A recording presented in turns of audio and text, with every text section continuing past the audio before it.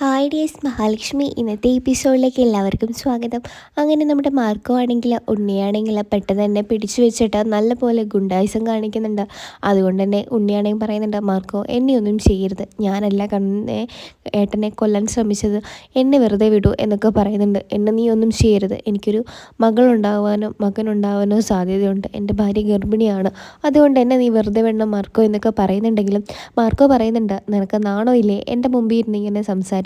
കണ്ണൻ സാറിനെ കൊല്ലാൻ ശ്രമിച്ചിട്ടും അതിനെക്കുറിച്ച് കള്ളം മാത്രം പറഞ്ഞുകൊണ്ട് നിൽക്കുന്ന നിനക്ക് വലിയ ശിക്ഷ തന്നെയാണ് ഞാൻ വിധിച്ചിരിക്കുന്നത്. അതിനു മുമ്പ് ഞാൻ പറഞ്ഞ കാര്യങ്ങൾ നിന്നെ കൊണ്ട് ചെയ്യിപ്പിച്ചിട്ട് മാത്രമേ ബാക്കിയുള്ള കാര്യങ്ങളിലേക്ക് ഞാൻ പോകുന്നുള്ളൂ. എന്തായാലും ആ ഗുണ്ടകളെ വിളിച്ച് പൈസ തരാമെന്നും സെറ്റിൽമെൻറ്റ് തീർക്കാമെന്നും പറഞ്ഞേക്ക്. എന്നിട്ട് ഞാൻ പറയുന്ന സ്ഥലത്തോട്ട് അവരെ വിടാൻ വേണ്ടിയിട്ട് നീ ശ്രമിച്ചേ മതിയാവുള്ളൂ എന്നൊക്കെ മാർക്കോ പറയുന്നുണ്ട്. അങ്ങനെ അതേപടി അനുസരിച്ചിട്ട് നമ്മുടെ ഉണ്ണിയാണെങ്കിൽ മാർക്കോയോട് പറയുന്നുണ്ട്, എന്തായാലും ഞാൻ അവരെ വിളിച്ചു തരാം, എന്നെ നീ എന്തായാലും വെറുതെ വേണം.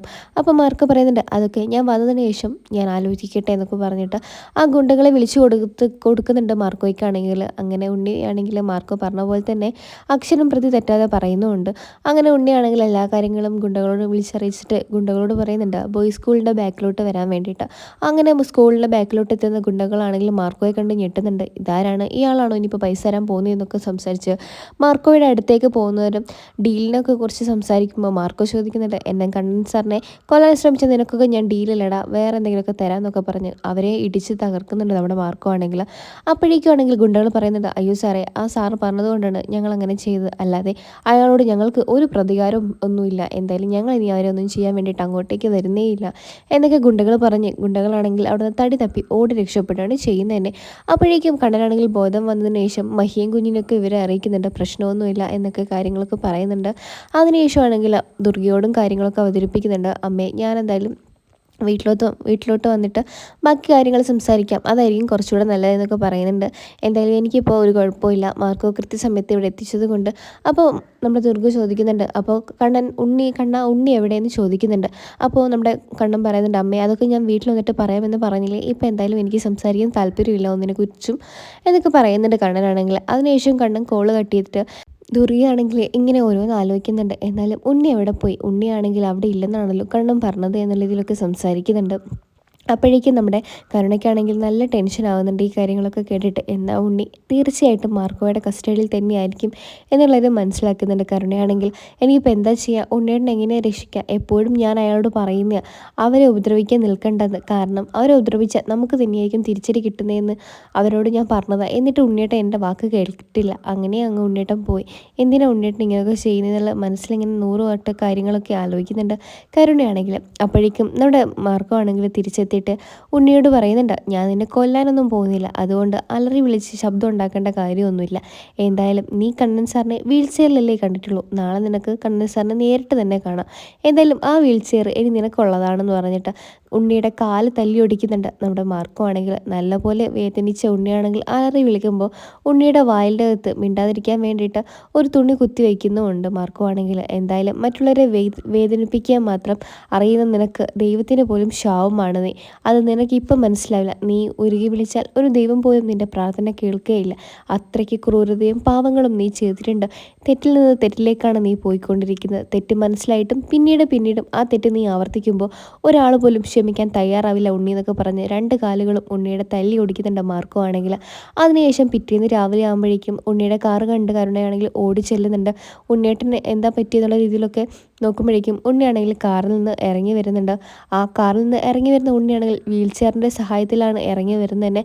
കരുണയാണെങ്കിൽ ഇത് കണ്ടിട്ട് ഞെട്ടിപ്പോകുന്നുണ്ട്, ഉണ്ണിയേട്ട എന്ത് പറ്റി, എന്താ ഇങ്ങനെയൊക്കെ, ആ കണ്ണന് ആശുപത്രിയിലാണല്ലോ, ഇപ്പം എന്താ കണ്ണേട്ടന് പറ്റിയത്, അല്ല ഉണ്ണിയേട്ടൻ ഇപ്പം എന്തൊക്കെയാണ് പറയുന്നത്, എനിക്കൊന്നും മനസ്സിലാവുന്നില്ല രീതിയിലൊക്കെ കരുണ ഇങ്ങനെ സംസാരിക്കുന്നുണ്ട്. അപ്പോഴാണ് ദുർഗ അങ്ങോട്ടേക്ക് ഓടി വരുന്നത്. എന്ത് പറ്റി മോനെ എന്ന് ചോദിക്കുമ്പോൾ കണ്ണൻ എവിടെ, അവൻ ആശുപത്രിയിലാക്കിയിട്ട് നീ എങ്ങനെയാണ് ഇങ്ങോട്ടേക്ക് വന്നത് എന്നൊക്കെ ദുർഗയാണെങ്കിൽ ഉണ്ണിയെ ശാസിക്കുമ്പോൾ കണ്ണൻ കാലിൽ നിന്ന് നടന്നു വരുന്നതായിട്ടാണ് ദുർഗ കാണുന്നത് തന്നെ. അത് സ്വപ്നമാണോ സത്യമാണോ എന്ന് വിശ്വസിക്കാൻ കഴിയാത്ത ദുർഗയാണെങ്കിൽ ഞെട്ടിത്തെറിച്ച് നിൽക്കുന്നുണ്ട്. ഇത്രയും കാലം മോൻ എന്തുകൊണ്ടാണ് അമ്മയോട് ഈ കാര്യം പറയാതിരുന്നത്, മോന് സുഖമായോ, ഇത്രയും ഭേദം, അതും ആ ഇന്നലത്തെ ആ സിറ്റുവേഷൻ കൊണ്ടാണോ മോന് അസുഖം ഭേദമായത് എന്ന് ചോദിക്കുന്നുണ്ട്. അപ്പോഴേക്കും കണ്ണനാണെ പറയുന്നുണ്ട്, എൻ്റെ അസുഖങ്ങൾ ഭേദമായിട്ട് കുറച്ച് മാസങ്ങളോളമായി. നിങ്ങളോടൊക്കെ പറയാതിരിക്കാൻ വേണ്ടിയിട്ട് തന്നെയാണ് ഞാൻ ആ വീൽ ചെയർ ഉപയോഗിച്ചത്. ഇനിയിപ്പോൾ എന്തായാലും അമ്മയുടെ ഇളയ മകനാണ് ആ വീൽ ചെയർ ഇനി ആവശ്യം. എന്തായാലും ഞാനൊരു കാര്യം പറയാം, കരുണയും ഉണ്ണിയും ഇനി ഈ വീട്ടിൽ ഉണ്ടാവാൻ പാടില്ല. അത് എൻ്റെ തീരുമാനമാണ്. ആർക്കെങ്കിലും അവരുടെ കൂടെ പോകണമെങ്കിൽ പോവാം. അപ്പോൾ ദുർഗ പറയുന്നുണ്ട്, എന്താ മോനെ പെട്ടെന്ന് ഇങ്ങനെ തീരുമാനിക്കാൻ കാരണം എന്നൊക്കെ പറയുന്നുണ്ട്. അപ്പോൾ നടന്ന കാര്യങ്ങളെക്കുറിച്ച് എല്ലാം തന്നെ കണ്ണനാണെങ്കിൽ വിശദീകരിച്ച് ദുർഗയോട് പറയുന്നുണ്ട്. അമ്മയുടെ മകനാണ് എന്നെ കൊല്ലാൻ ശ്രമിച്ചതെന്നും ഇങ്ങനെ ഒരാൾക്കാരുടെ കൂടെ ജീവിക്കാൻ എനിക്ക് ബുദ്ധിമുട്ടാണെന്നും പറയുന്നുണ്ട് കണ്ണനാണെങ്കിൽ. അപ്പോൾ ദുർഗ പറയുന്നുണ്ട്, അവനെൻ്റെ മകനാണെങ്കിൽ പോലും നിൻ്റെ അനിയനും കൂടെയാണ്.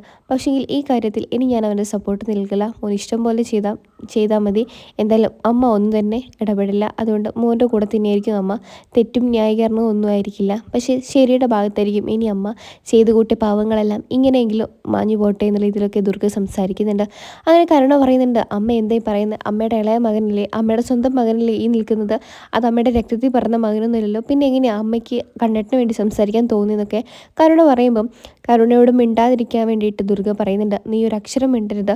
നീ കാരണം കൂടിയാണ് അവനിങ്ങനെ വഴി തിരിച്ചു പോകുന്നത് തന്നെ.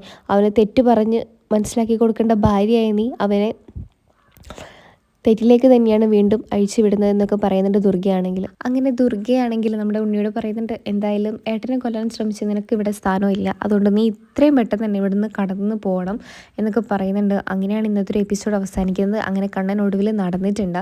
ഇനിയിപ്പോൾ കണ്ണൻ്റെയും നമ്മുടെ മഹിയുടെയും കുഞ്ഞിൻ്റെയും ഒക്കെ ദുർഗയുടെ ഒക്കെ ഇപ്പോൾ ഉള്ള നല്ല സന്തോഷമായുള്ള ജീവിതമായിരിക്കും നമുക്ക് ഈ അടുത്ത എപ്പിസോഡിൽ കാണാൻ സാധിക്കും തന്നെ. എന്തായാലും ഒരു അടിപൊളി എപ്പിസോഡിന് നമുക്ക് കാത്തിരിക്കാം. അപ്പോൾ ഈ ഒരു സീരിയൽ നിങ്ങൾക്ക് എല്ലാവർക്കും ഇഷ്ടമാണെന്ന് ഞാൻ വിശ്വസിക്കുന്നു. അതുപോലെ നിങ്ങൾ എൻ്റെ ചാനൽ ഒന്ന് സബ്സ്ക്രൈബ് ചെയ്ത് സപ്പോർട്ട് ചെയ്യൂ. അപ്പോൾ ബൈ.